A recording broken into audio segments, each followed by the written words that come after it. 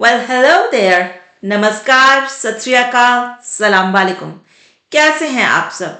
उम्मीद करती हूँ कि आप सब बिल्कुल बढ़िया हैं और जोरों शोरों से अपनी पढ़ाई कर रहे हैं।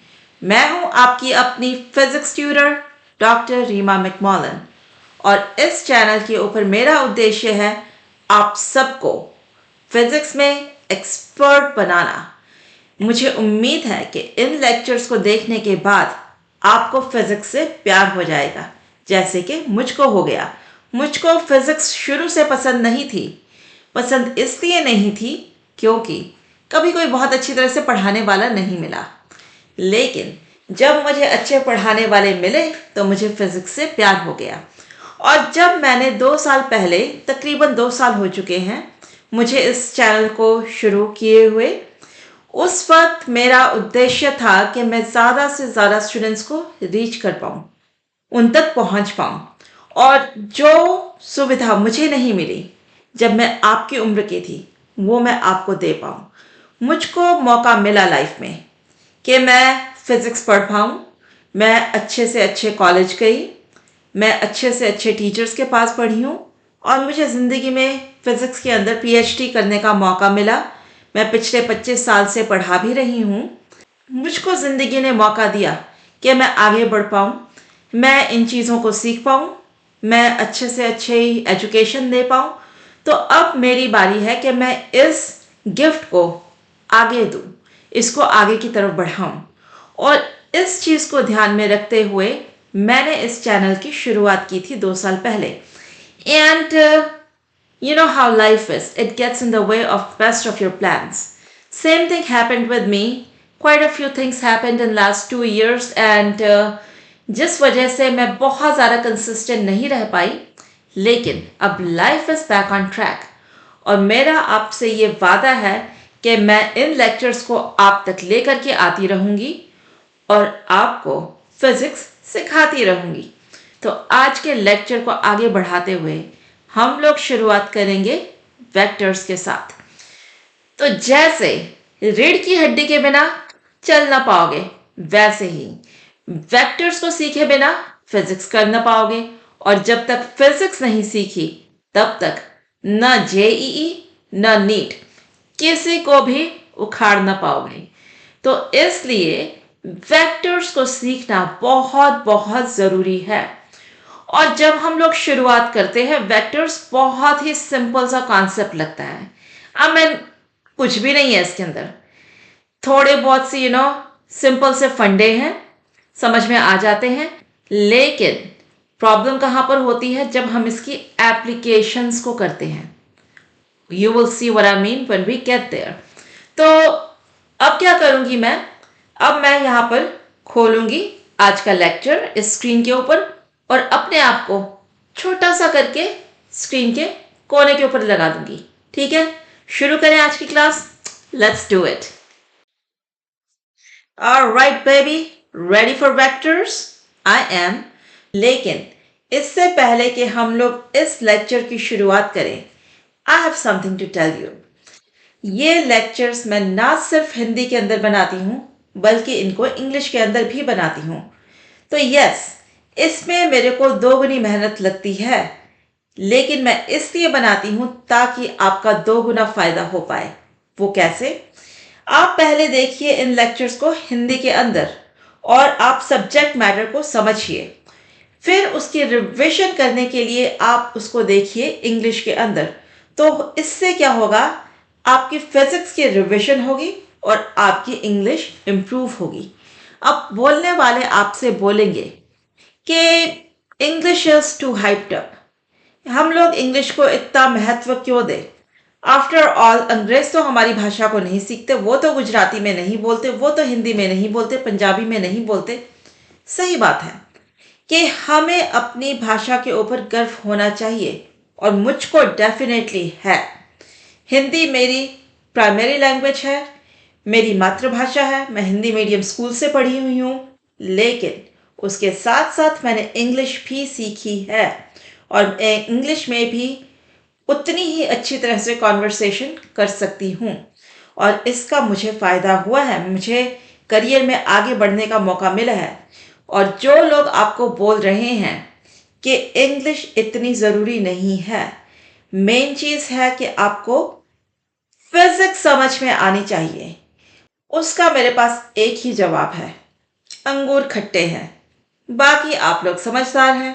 तो चलिए, अब आपको पता चल चुका है कि आप हिंदी के साथ साथ इंग्लिश में भी इन लेक्चर्स को देख सकते हैं। आप फिजिक्स के साथ साथ अपनी इंग्लिश को भी इम्प्रूव कर सकते हैं।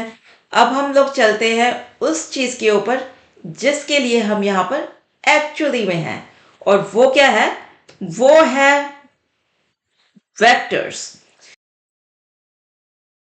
तो आज के लेक्चर के अंदर हम लोग क्या डिस्कस करेंगे? आज के लेक्चर के अंदर हम लोग डिस्कस करेंगे कि वेक्टर्स क्या होते हैं। उसके बाद हम लोग देखेंगे कि वेक्टर्स क्यों होते हैं, हमें वेक्टर्स की ज़रूरत ही क्या है, इसके बिना हमारा काम क्यों नहीं चलता। फिर हम लोग बात करेंगे कि वेक्टर्स को रिप्रेजेंट कैसे किया जाता है। उसके बाद हम लोग चलेंगे कि किस किस तरह के वेक्टर्स होते हैं। बहुत तरह के वेक्टर्स होते हैं। नेक्स्ट हम लोग चलेंगे मैथमेटिकल ऑपरेशंस ऑन वेक्टर्स। और कौन कौन से मैथमेटिकल ऑपरेशंस होते हैं वेक्टर्स के ऊपर? वेक्टर एडिशन एंड सब्ट्रैक्शन और मल्टीप्लिकेशन। मल्टीप्लिकेशन जो होती है, ये रेगुलर 2 टाइम्स 3 = 6 टाइप की मल्टीप्लिकेशन नहीं होती। ये होती है स्पेशल तरह की मल्टीप्लिकेशन। और ये वेक्टर मल्टीप्लिकेशन होती है दो तरह की, dot product and cross product. हम लोग क्या करेंगे? हम लोग इस चैप्टर के अंदर, आज की क्लास के अंदर, हम लोग डिस्कस करेंगे वेक्टर्स क्या होते हैं, क्यों होते हैं, इसको हम लोग रिप्रेजेंट कैसे करते हैं, किस किस तरह के होते हैं। और जो नेक्स्ट लेक्चर बनाएंगे हम लोग, उसके अंदर हम लोग करेंगे discuss mathematical operations on vectors. तो वंस अगेन, जो आज की क्लास है ये रहेगी kind of on the surface level. हम इसके अंदर सिंपल चीज़ें डिस्कस करेंगे कि वेक्टर्स क्या होते हैं, क्यों होते हैं, हम इनको रिप्रेजेंट कैसे करते हैं, किस किस तरह के वेक्टर्स होते हैं। तो हम ज़्यादा मैथ नहीं करेंगे इसके अंदर, ये होगी जस्ट काइंड ऑफ कहानियाँ, लेकिन बहुत बहुत इम्पॉर्टेंट कहानियाँ। इसके बिना आगे नहीं बढ़ पाओगे, आगे बढ़ भी गए तो ज़्यादा आगे नहीं जा पाओगे। समझ आई? तो पहला सवाल ये है कि वेक्टर्स किस चिड़िया का नाम है? वेक्टर्स होते क्या हैं? वेक्टर्स होती हैं वो फिजिकल क्वांटिटीज जिनके पास न सिर्फ मैग्नीट्यूड होता है बल्कि डायरेक्शन भी होती है। तो यहाँ सवाल ये पैदा होता है कि ये मैग्नीट्यूड, अब ये क्या चीज़ होती है? मैग्नीट्यूड का मतलब होता है कि कितनी कितनी कोई चीज़ है, उसको हम लोग बोलेंगे कि उस चीज़ का मैग्नीट्यूड कितना है। फॉर एग्जाम्पल, अगर मैं बोलूँ 20 किलो आटा, तो 20 किलोग्राम, ये क्या है? ये है मैग्नीट्यूड किसका, कि कितना आटा है आपके पास। तो वंस अगेन, वेक्टर्स होती हैं वो फिजिकल क्वांटिटीज जिनके पास होता है न सिर्फ मैग्नीट्यूड बल्कि डायरेक्शन भी। तो ये तो हमने बोल दिया कि वेक्टर्स वो फिजिकल क्वांटिटीज है जिनके पास मैग्नीट्यूड और डायरेक्शन दोनों होती हैं। सवाल ये पैदा होता है कि भाई फिजिकल क्वांटिटी क्या चीज़ होती है? फिजिकल क्वांटिटी वो चीज़ होती है जिसको कि मेजर किया जा सके, जिसको कि नापा तोला जा सके, तो उसको हम बोलते हैं फिजिकल क्वांटिटी। फिजिकल क्वांटिटी होती है दो तरह की। फिजिकल क्वांटिटी होगी या तो वेक्टर या फिर स्केलर। तो हमने ऑलरेडी वेक्टर को तो डिफाइन कर दिया, ये है हमारे पास वेक्टर। वेक्टर क्या है? वो फिजिकल क्वांटिटी जिनके पास मैग्नीट्यूड एंड डायरेक्शन दोनों है। फिर हम लोगों ने बोला कि भाई फिजिकल क्वांटिटीज जो होती हैं, ऐसी चीज़ें जिनको कि हम लोग मेजर कर सके, जिनको नाप तोल सकें, ये होती हैं दो तरह की। एक तो होती है वेक्टर और दूसरी होती है स्केलर। अब नेचुरल सा सवाल है कि स्केलर क्या होता है? स्केलर होती हैं वो फिजिकल क्वांटिटीज जिनके पास होता है सिर्फ और सिर्फ मैग्नीट्यूड, जैसे कि मास, टेम्परेचर, स्पीड। मास की बात करें, जब हमने बोला क्या 20 किलोग्राम आटा, तो ये जो आटा है इसकी क्या कोई डायरेक्शन होगी? 20 किलोग्राम आटे की कोई डायरेक्शन नहीं होगी, इसका होगा सिर्फ और सिर्फ मैग्नीट्यूड। तो ये है क्या? ये है मास। मास क्या होगा? Scalar quantity. Temperature 30 degree Celsius, kelvin में बोलो या फिर फ़ारेनहाइट में बोलो, चाहे जिस मर्जी यूनिट्स में बोलो, टेम्परेचर की कभी भी कोई डायरेक्शन नहीं होती। सिमिलरली अगर हम लोग बात करें टाइम की, ऑफ कोर्स टाइम समय भविष्य में हो सकता है, वर्तमान में हो सकता है, या फिर ये भूतकाल में हो सकता है, लेकिन इसकी फिर भी कोई डायरेक्शन नहीं है। जबकि लगता है कि टाइम इज फ्लोइंग, ये पीछे से लेकर के आगे की तरफ जाता है, ये पास्ट टू फ्यूचर में जा रहा है, इसकी एक डायरेक्शन ऑफ फ्लो है, लेकिन वो सिर्फ बोलने के लिए होती है। टाइम की एक्चुअली में कोई फिजिकल डायरेक्शन नहीं है। तो टाइम क्या है? टाइम है स्केलर क्वांटिटी। सिमिलरली अगर हम लोग बात करें डिस्टेंस की, तो डिस्टेंस भी होती है एक स्केलर क्वांटिटी। फिर हम अगर बात करें स्पीड की, तो स्पीड भी होती है एक स्केलर क्वांटिटी। ऐसे ही और भी काफ़ी सारी स्केलर क्वांटिटीज़ होती हैं, जिसकी बात हम लोग करेंगे जैसे जैसे कि ये लेक्चर्स आगे की तरफ बढ़ेंगे। अब हम लोग वापस आएंगे वेक्टर्स के ऊपर। वेक्टर्स के कुछ एक एग्जाम्पल्स देखते हैं। वेलोसिटी, प्रेशर, फोर्स, मोमेंटम, इसके साथ साथ और भी बहुत सारे एग्जाम्पल्स हैं वेक्टर्स के। हम उनको देखेंगे जैसे जैसे ये कोर्स आगे की तरफ बढ़ेगा। हम देख चुके हैं कि वेक्टर्स क्या होते हैं। अब हम लोग बात करेंगे वेक्टर्स की ज़रूरत क्या है। लेट्स से एक बच्चा, क्या बोले इसको, इसको बुलाते हैं इसका नाम है सोनू। सोनू बेचारा रो रहा है, इसको जाना है यहाँ पार्क में। तो हमें इसको बताना है रास्ता, पार्क में ये कैसे जाएगा।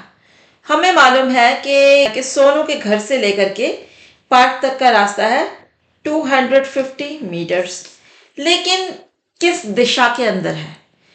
हम ये तो इसको बता सकते हैं कि भाई तू चल ले 250 मीटर्स, लेकिन सोनू बोलेगा कि किस तरफ जाऊं, लेफ्ट जाऊं, राइट जाऊं, नॉर्थ जाऊं, साउथ जाऊं। तो हमने सोनू को ये तो बोल दिया कि पुत्र जी चले जाओ 250 मीटर्स, लेकिन बेचारे सोनू को ये नहीं मालूम कि वो ईस्ट जाए, वेस्ट जाए, नॉर्थ जाए, साउथ जाए, किस डायरेक्शन के अंदर जाए। तो समझ रहे हो मेरी बात कि घर से लेकर के पार्क तक जाने के लिए सोनू को चाहिए ना सिर्फ डिस्टेंस की जानकारी, बल्कि उसको डायरेक्शन की जानकारी भी चाहिए। ये सिर्फ एक एग्जाम्पल है। फिजिक्स में इसके साथ साथ ऐसे बहुत सारे अनगिनत एग्जाम्पल्स हैं, अनगिनत सिनारियोज हैं, जहां पर हमें जिस क्वांटिटी की हम लोग बात कर रहे हैं उसके मैग्नीट्यूड के साथ साथ हमें उसकी डायरेक्शन भी बतानी ज़रूरी है। क्योंकि जब तक हम लोग डायरेक्शन नहीं बताएंगे तब तक इंफॉर्मेशन, तब तक जानकारी आधी अधूरी है। फॉर एग्जाम्पल अगर हम बोले कि ये एक डब्बा पड़ा हुआ है, इस डब्बे को हमें लेकर के जाना है स्टोर रूम के अंदर। ठीक है, इधर है स्टोर रूम। तो हमें इस डब्बे को धक्का मारना है, ये ज़मीन के ऊपर पड़ा हुआ है, हमें इसको धक्का मार करके स्टोर रूम में लेकर के जाना है। तो हम धक्का क्या किसी भी रैंडम डायरेक्शन में लगा देंगे और ये स्टोर में चला जाएगा? नहीं जाएगा। तो हमें इस डिब्बे को स्टोर रूम में जाने के लिए स्पेसिफिक डायरेक्शन में या फिर स्पेसिफिक सेट ऑफ डायरेक्शंस के अंदर धक्का लगाना पड़ेगा। हम इसको ऐसे भी लेके जा सकते हैं, हम इसको ऐसे भी लेकर के जा सकते हैं, करेक्ट। लेकिन जो भी करें, हम जब धक्का लगा रहे हैं मतलब हम लोग जो फोर्स एक्सर्ट कर रहे हैं उसकी स्पेसिफिक डायरेक्शन होगी। Make sense? I bet it does. चलो, अब हमें पता चल गया कि वेक्टर्स की डायरेक्शन क्यों होती है। अब हमें पता चल गया कि ऐसी कुछ फिजिकल क्वांटिटीज क्यों हैं जिनकी हमें मैग्नीट्यूड के साथ साथ डायरेक्शन भी चाहिए होती है। इसके बाद हम लोग बात करेंगे कि हम लोग वेक्टर्स को रिप्रेजेंट कैसे करते हैं। वेक्टर्स को रिप्रेजेंट किया जाता है बाय ड्राइंग एन एरो। ठीक है, तो एरो बना दी। एरो की जो ये एरो हेड है, इस लाइन के ऊपर जो एरो हेड है, ये हमें बताती है डायरेक्शन किस चीज़ की। ये डिस्प्लेसमेंट है d2। इस डिस्प्लेसमेंट की डायरेक्शन क्या है? In this case it is toward right, या फिर हम लोग बोल सकते हैं ये है ईस्ट। और इस डिस्प्लेसमेंट का मैग्नीट्यूड कितना है? 10 मीटर्स। ठीक है, इसके साथ साथ अगर हम लोग बोले कि एक और डिस्प्लेसमेंट है जो कि है 5 meters but in the same direction, that is due east, तो ये जो 5 मीटर्स वाली डिस्प्लेसमेंट है, इस एरो की लेंथ ये हो जाएगी half the length of the arrow for d2। क्यों? क्योंकि जो d1 का मैग्नीट्यूड है that is half of the magnitude of d2।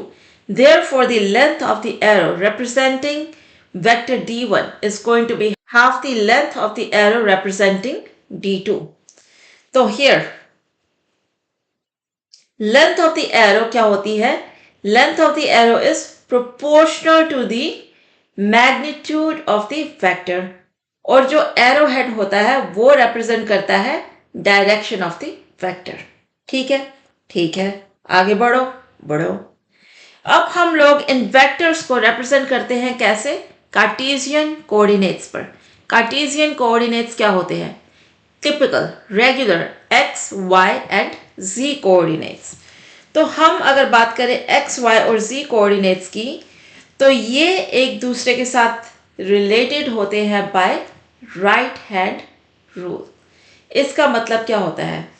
अगर हम अपने राइट हैंड का, नाउ बी माइंडफुल, अगर आप लेफ्टी हो तो don't use your left hand, you still have got to use your right hand. Okay, let me do something here.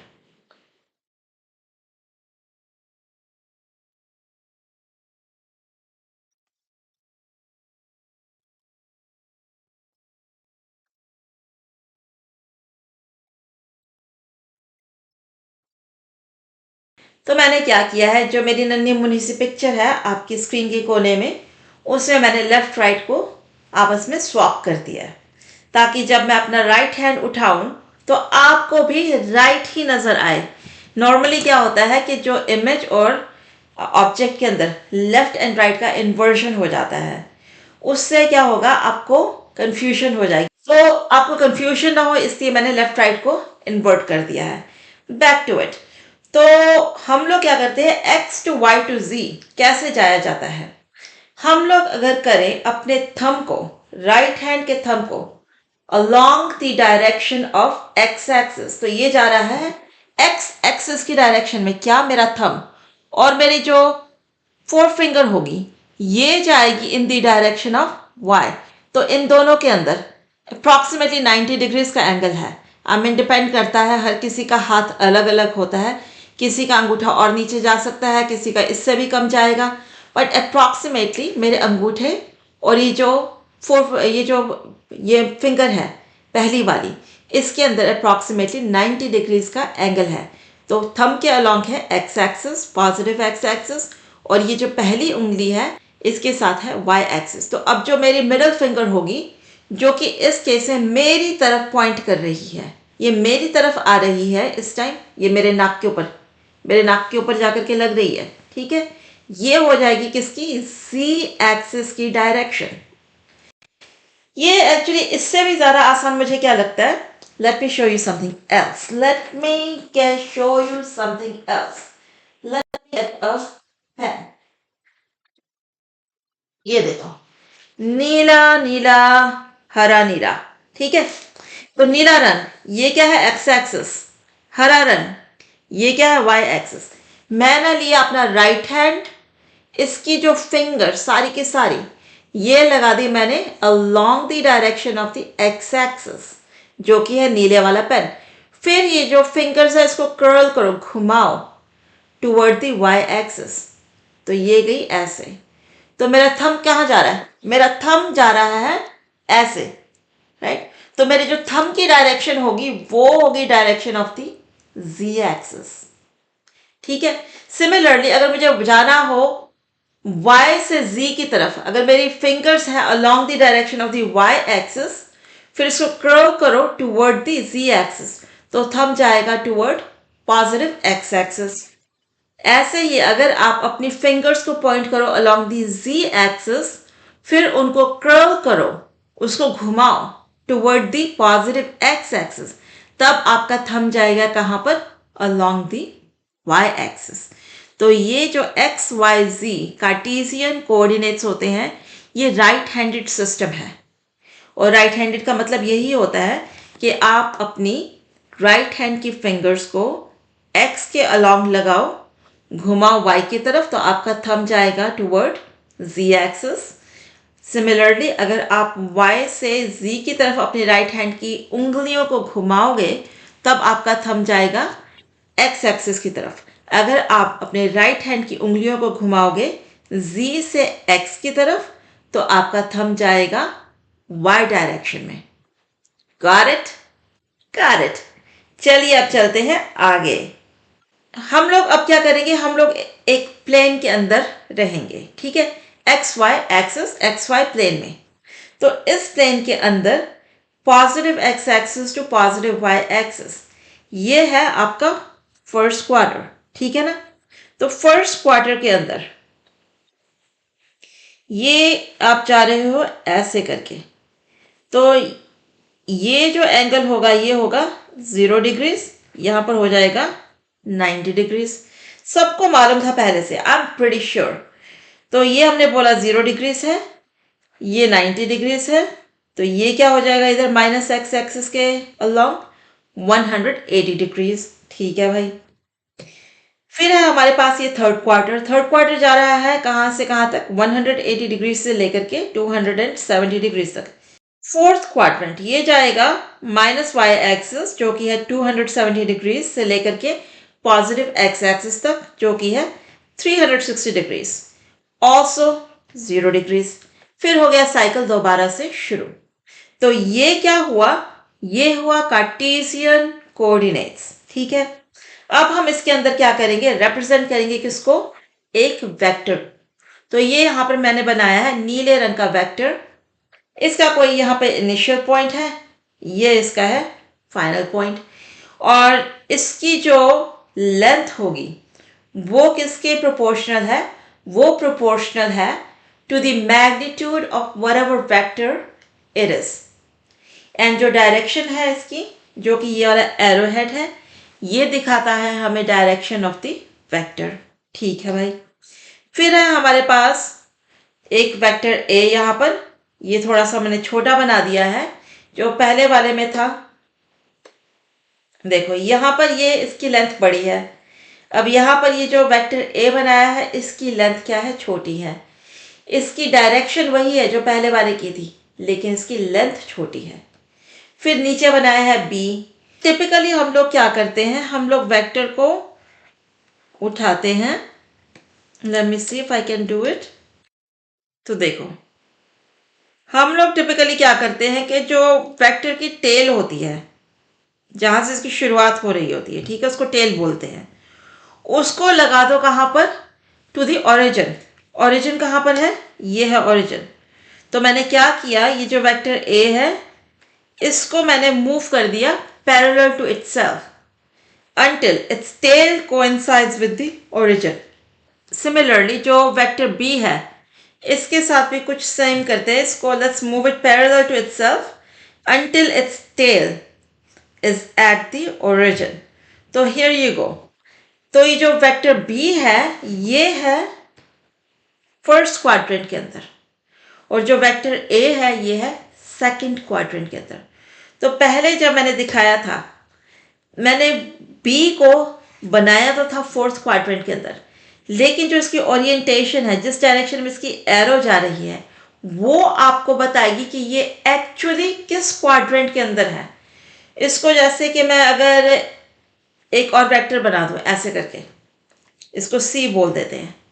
मैंने again इसको बनाया है फोर्थ क्वाड्रेंट के अंदर, लेकिन ये फोर्थ क्वाड्रेंट के अंदर नहीं है।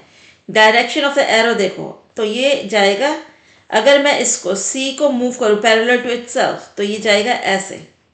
तो ये है एक्चुअली सेकंड क्वाड्रेंट के अंदर। सिमिलरली अगर मैं फर्स्ट क्वाड्रेंट के अंदर एक वेक्टर बनाऊं ऐसे करके, तो ये वेक्टर डी है एक्चुअली यहां पर थर्ड क्वाड्रेंट के अंदर। समझ आया? आया नहीं आया मुझे कमेंट्स में बताना।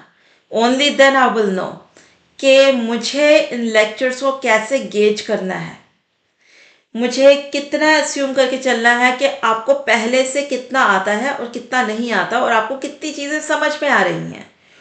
तो उस फीडबैक के हिसाब से I can modulate my lectures. लेकिन जब तक कि वो फीडबैक नहीं आएगी तब तक मेरे लिए इनको मॉड्यूलेट करना थोड़ा तो मुश्किल रहेगा।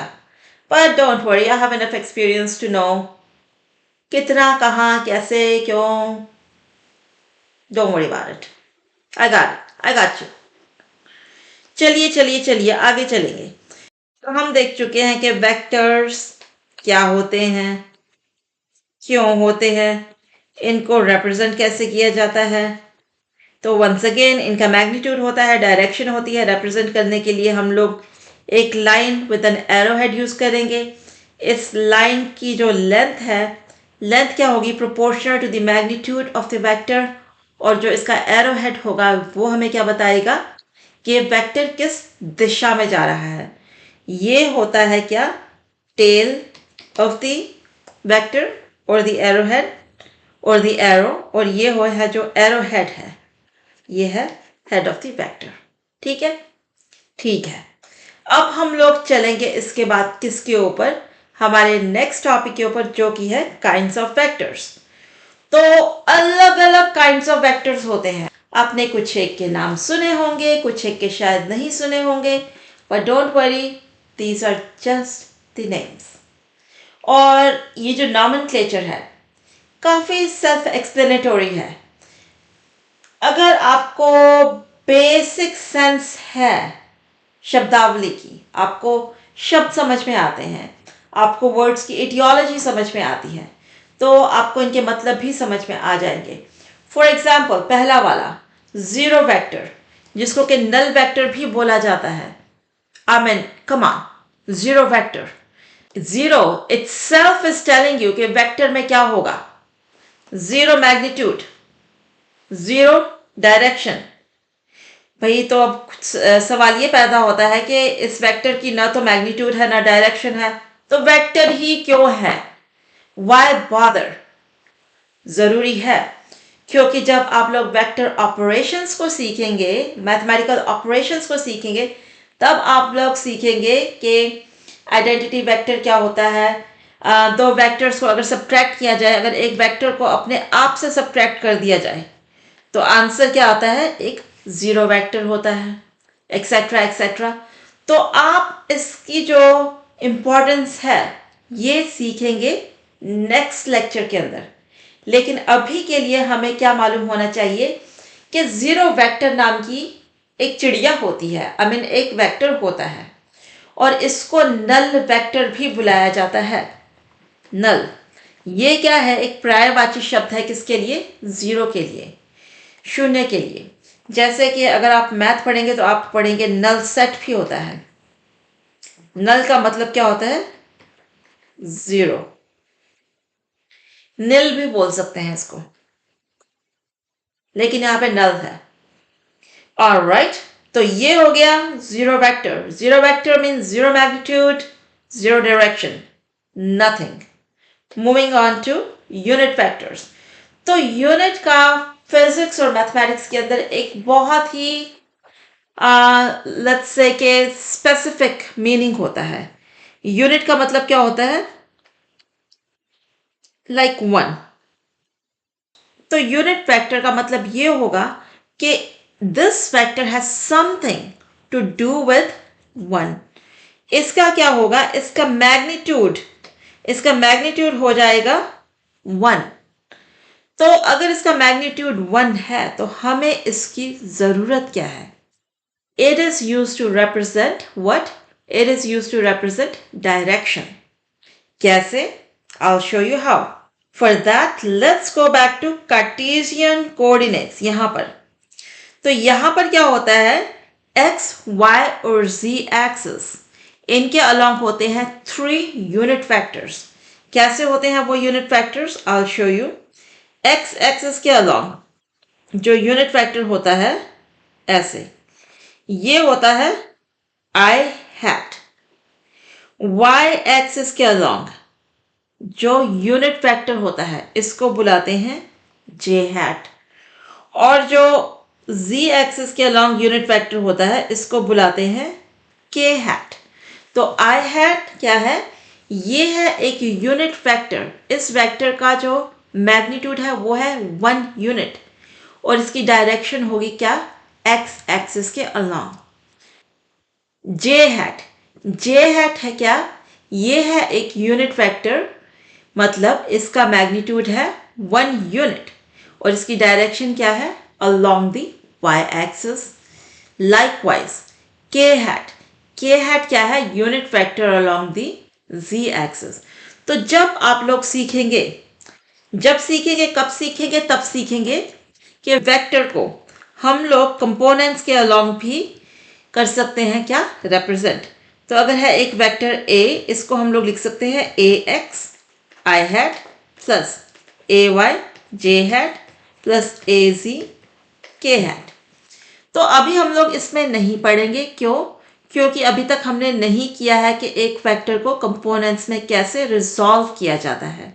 जब हम लोग सीखेंगे कि एक वेक्टर को हम लोग कंपोनेंट्स में कैसे रिजॉल्व कर रहे हैं, तब हम लोग सीखेंगे कि वेक्टर को I hat, j hat और k hat की टर्म में कैसे लिखा जाता है. बट फॉर नाउ हो सकता है आपने ये ऑलरेडी देखा हो, तो here you go, a refresher for you. ठीक है. यूनिट वेक्टर के बाद हमारे पास अगली तरह का वेक्टर है परपेंडिकुलर वेक्टर, जिसका एक और स्पेशल नाम भी होता है, वो होता है ऑर्थोगोनल वेक्टर्स. तो जो वर्ड ऑर्थोगोनैलिटी होता है और या ऑर्थोगोनल होता है, मैथमेटिक्स में इसका क्या मतलब होता है? परपेंडिकुलर. तो वन थिंग मैंने बहुत लोगों को सुना है बोलते हैं orthogonal. It's not orthogonal, it's orthogonal. तो ये है orthogonal. Another word is orthogonality, जिसका क्या मतलब होता है? परपेंडिकुलर. इसके लिए एक और शब्द भी यूज किया जाता है, नॉर्मल, जो कि यहां पर मैंने डिफाइन किया हुआ है. ठीक है. इन सब का क्या मतलब होता है? इन सब का एक ही मतलब होता है और वो होता है परपेंडिकुलर वेक्टर्स. जब भी दो वेक्टर्स आपस में एक दूसरे के साथ 90 डिग्रीज का एंगल बनाते हैं, उन दो वेक्टर्स को हम लोग बोलते हैं कि they are perpendicular to each other, they are orthogonal to each other और they are normal to each other. हमने अभी तक डॉट प्रोडक्ट नहीं सीखा, लेकिन जब हम लोग डॉट प्रोडक्ट सीखेंगे तो हम लोग कहेंगे कि अगर दो वेक्टर्स जो कि आपस में परपेंडिकुलर है, उनका डॉट प्रोडक्ट क्या होता है? Equal to 0. अब ये कैसे होता है, क्यों होता है, हम लोग सीखेंगे नेक्स्ट लेक्चर के अंदर. But for now, for the purpose of this lecture, all you need to know is perpendicular vectors क्या होते हैं? Same as orthogonal vectors. और इसका मतलब क्या होता है? इसका मतलब यह होता है कि दो वेक्टर्स आपस में क्या है? 90 डिग्रीज के एंगल के ऊपर. ठीक है. जैसे अब मेरी दो बाजुएं, एक जा रही है ऊपर, एक जा रही है sideways. They are orthogonal to each other. ठीक है. एनीवे, चलिए आगे चलते हैं और हम लोग बात करते हैं इक्वल वेक्टर्स की. अगेन, नाम पूरी की पूरी कहानी सुना रहा है. दो वेक्टर्स इक्वल कब होंगे? दो वेक्टर्स इक्वल तब होंगे जब उनका मैग्नीट्यूड भी सेम रहेगा और उनकी डायरेक्शन भी सेम रहेगी.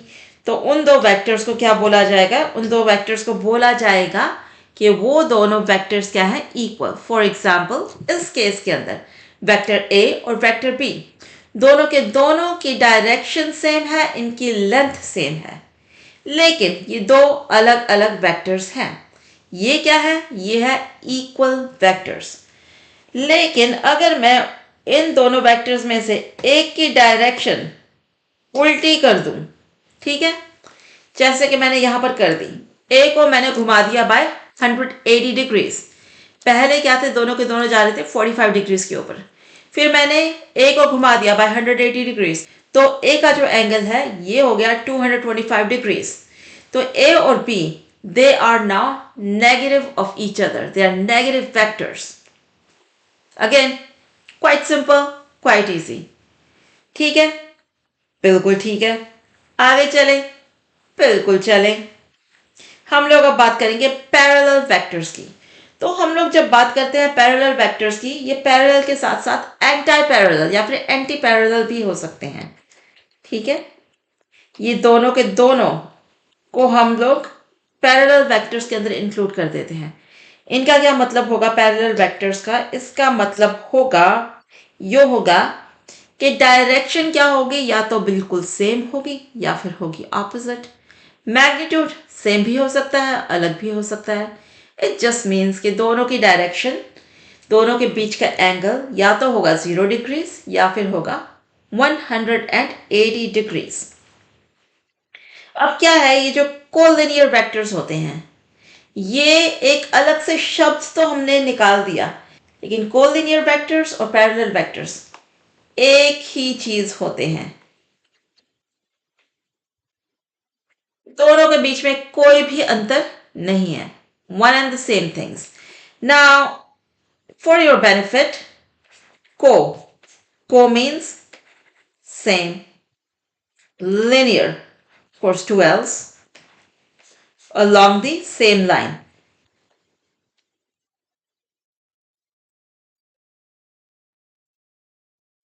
हो गया, हो गया। इसके बाद आता है कोप्लेनर वेक्टर्स। जो भी वेक्टर्स, को means same, planar means plane, सारे के सारे वो वेक्टर्स जो कि सेम प्लेन के अंदर हैं, सेम पेज के ऊपर मैंने सबको ड्रॉ कर दिया, वो सब क्या होंगे आपस में? Coplanar vectors. ठीक है भाई, तो कोप्लेनर का मतलब क्या है? All vectors lie in the same plane.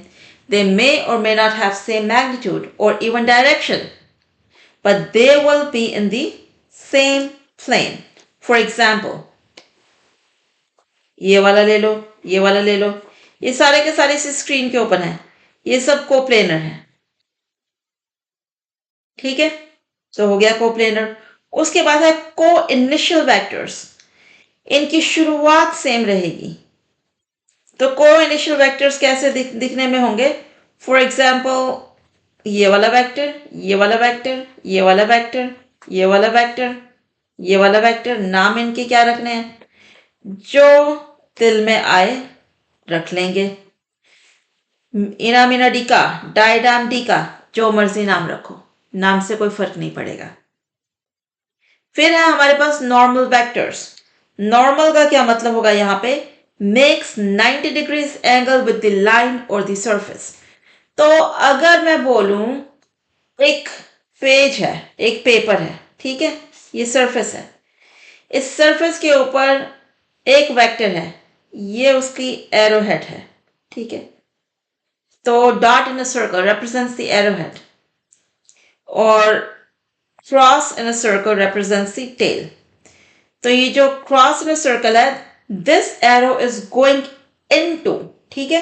तो ये देख, वापस इसके ऊपर लेते हैं, ये वाला पेन उठाते हैं, साफ साफ नजर आ रहा है इसका। Hang on,